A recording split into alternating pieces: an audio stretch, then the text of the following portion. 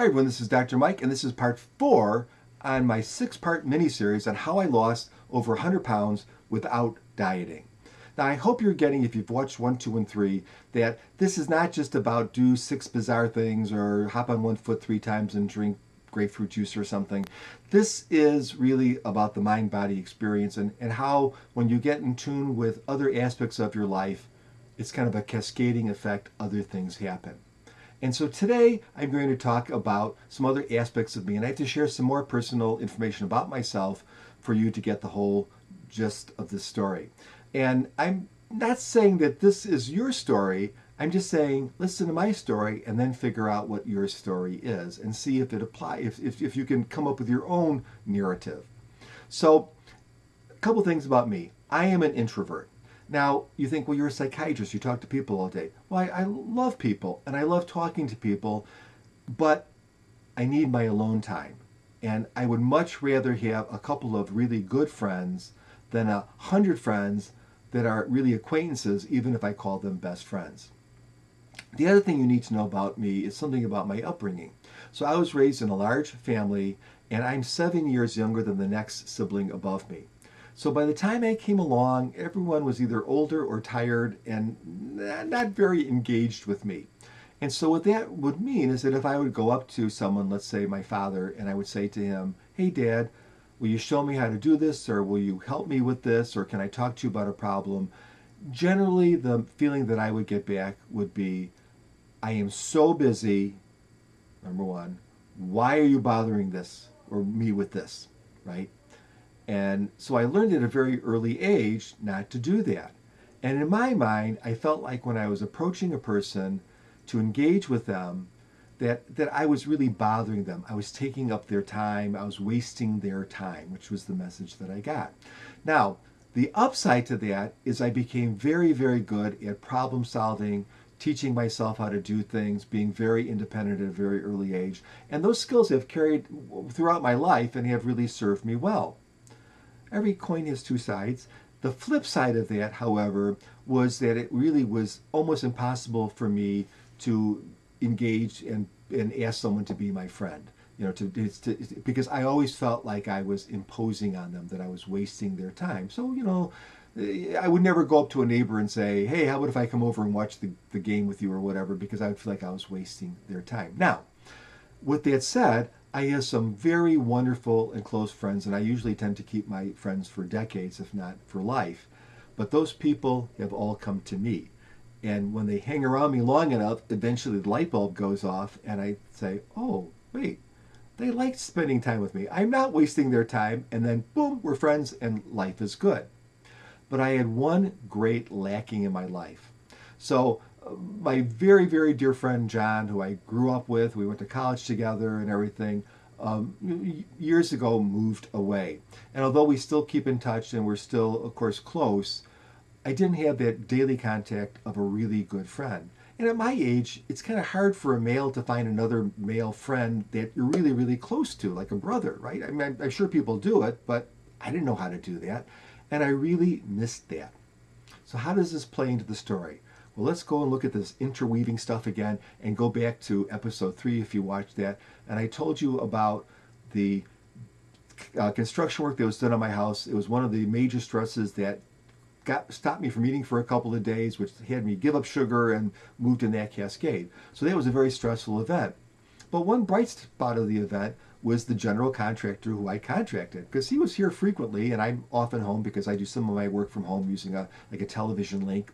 And we would talk. Now, of course, contractors have to be social because they're basically salespeople, right? But he was a very social guy. And over time, I think we really, really clicked. Now, something strange really happened. The construction was almost over. And in my mind, I thought to myself, I really want to stay connected to this person. And I really felt in my mind, again, a push from my higher power. Now, I'm not pushing religion on you or God or anything. It's just this is my belief system. I really felt this push, and I did something that I really just never do. And I did it in a very cringeworthy way. Oh, it's kind of embarrassing to even talk about it now, but hey, you are just my closest YouTube friend, so I can discuss this with you, right? So this is what I did. his name is Tom. I had Tom come down, and he sat in that chair right there, and I sat in this chair, but I was turned the other way. And I started babbling because I had never done anything like this before. And I literally started saying things like, the benefits of us remaining connected. I had these skills and he had these skills and we could help each other in these. It was just completely crazy. And, I was just going, I'm thinking to myself, this guy thinks I'm absolutely bonkers. He thinks I'm absolutely crazy. And to make matters worse, so I finally ran out of stuff and I finally said to him, Tom, I was wondering if you'd consider being my friend. Long pause. I'm like, oh God, what have I just done? Right? Tom looks at me and he goes, well, of course. And then another long pause and he goes, but I don't think anyone has ever asked me to be their friend quite the way that you just did. It was pretty clumsy, but it worked. And it was years ago, and we are now the closest of friends, and I see him all the time. And so how does this lead into weight loss? So let me tell you. So the great thing about having a really close male friend, and I said I have male friends, but they're more like, let's go on a bike ride, or they're not super close. The great thing about it is you really can discuss things. If you're a guy, there's just things that you can discuss with another guy, if you're close to him, that it's just difficult to discuss with women, like your wife, for instance. I mean, you could do it. I'm not saying you can't, but it's just easier. It's a different kind of a communication. And so he knew that I had lost a chunk of weight because he actually witnessed some of that happen, right? He knew that I was trying to reduce stress. And so one day he said to me, Mike, if you walk to the Starbucks, which is a mile and a half away from my house, I'm about a mile and a half from our downtown area in the little town that I live in, I will buy you coffee. I said, okay. Inside I was terrified. Not because he was going to buy me coffee, but because I wasn't even sure, even though I had lost the weight and everything, that I could walk a mile and a half to Starbucks. And so the day before the event, I actually did a dry run that night just to see if I could do it, because I thought, my God, it'd be so embarrassing if I got halfway there and I had to call for a ride or something. And so I did it, and I started walking back and forth to Starbucks. Now, I would go to Starbucks, Tom would go to the health club, he'd go to a gym, and 2 or 3 days a week, he'd meet me back at the Starbucks and we'd have coffee, which was this great bonus because I would say we were solving the problems of the world together drinking coffee. A great way to spend the early part of the morning. Well, that was great, but I know myself, and I think, take advantage of your personality and take advantage of your strengths and your deficits, turn your deficits into strengths. And one of my characteristics is I'm this golden retriever, which I mentioned in an earlier episode. So I'm very reliable. If I say I'm going to do something, I damn well do. I will do it, and all that kind of stuff. So I said to him one day, I said, Tom, how about this? How about if I send you a text message, a picture of me when I'm outside walking every morning that I'm walking? So you don't have to respond to it or anything. But what it's going to do for me, it's going to get me out of bed on those days that I don't want to get out of bed because I have this promise to you that I'm going to do it. And he said, sure, do it.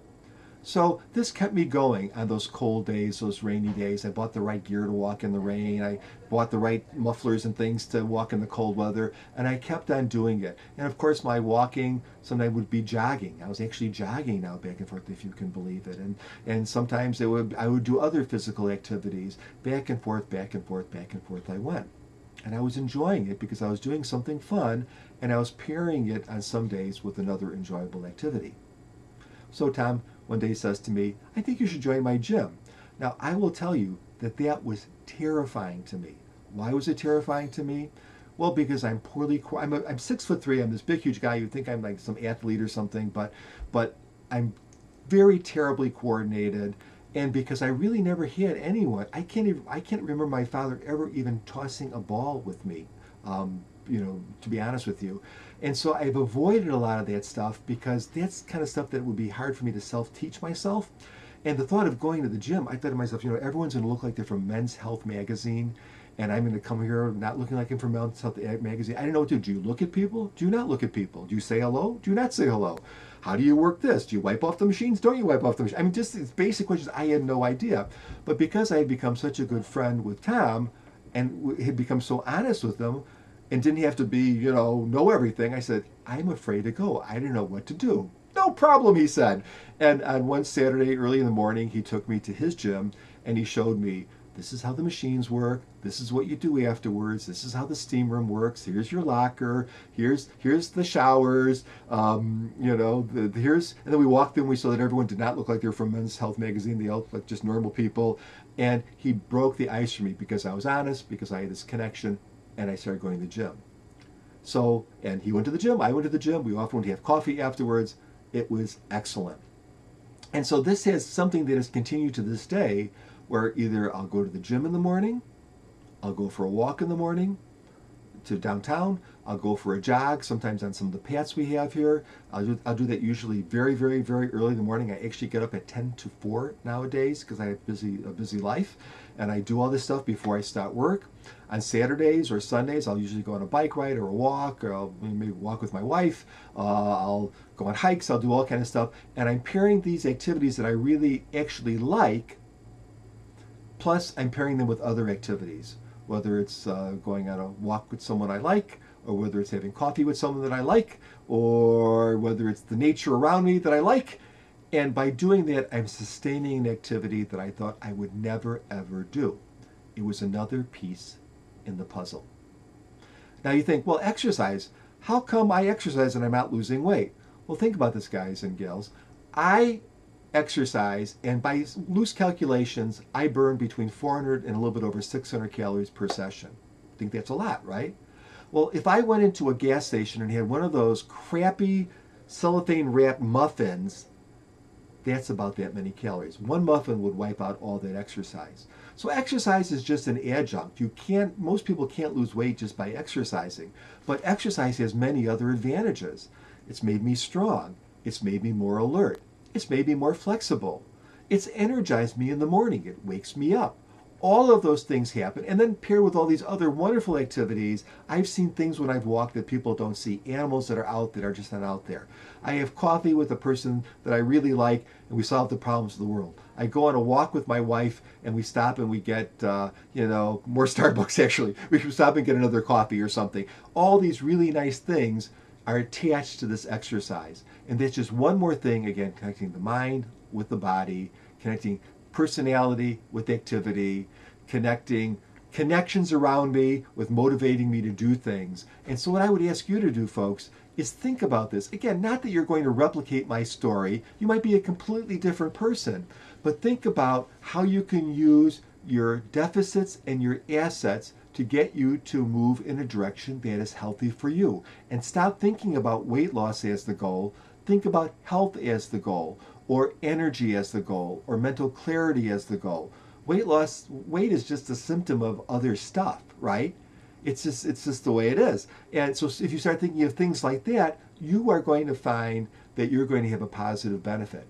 If I stopped exercising today, I still have had a couple of years now of just tremendously more energy and more alertness. I mean, right now it's 8:41 at night. I'm telling you, in the past, I would be completely a zombie by now. And here I'm blabbering on my webcam here. So anyways, that's episode 4. Stay tuned for episode 5 coming up. I think 5 was 5. We have 5 is, oh yes, we have episode 5 and episode 6. I got them right here. So take care, everyone. Bye-bye.